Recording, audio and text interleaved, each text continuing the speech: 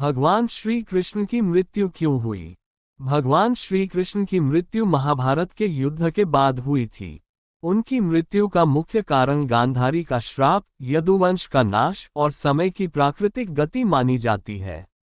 पहला, गांधारी का श्राप। दोस्तों, महाभारत युद्ध में जब कौरवों का संहार हुआ तो गांधारी अत्यंत दुखी थी।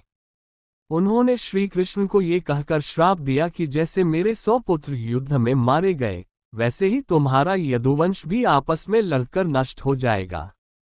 इस श्राप के प्रभाव से द्वारका में यदुवंशियों के बीच कलह और संघर्ष बढ़ता गया, जिससे अंततः उनका नाश हो गया। दूसरा, यदुवंश का नाश। दोस्तों, महाभारत युद्ध के बाद द्वारका में यदुवंशी आपस में अहंकार और मद्यपान के कारण लड़ने लगे। एक दिन उन्होंने आपसी संघर्ष में एक दूसरे को मार डाला। इस युद्ध में सभी योद्धा समाप्त हो गए, जिससे श्री कृष्ण अत्यंत दुखी हुए। तीसरा, श्री कृष्ण का वनगमन। जब यदुवंश का अंत हो गया, तब श्री कृष्ण ने द्वारका छोड़ दी और जंगल में चले गए। वहां वे एक पीपल के वृक्ष के नीचे ध्यानमग्न होकर विश्राम कर रहे थे। चौथा, जरा नामक शिकारी द्वारा वध। एक दिन जरा नामक शिकारी ने गलती से श्री कृष्ण के पैर के तलवे को हिरण की आंख समझकर तीर चला दिया। जब वह पास आया तो उसने देखा कि उसने गलती से भगवान श्री कृष्ण को घायल कर दिया है।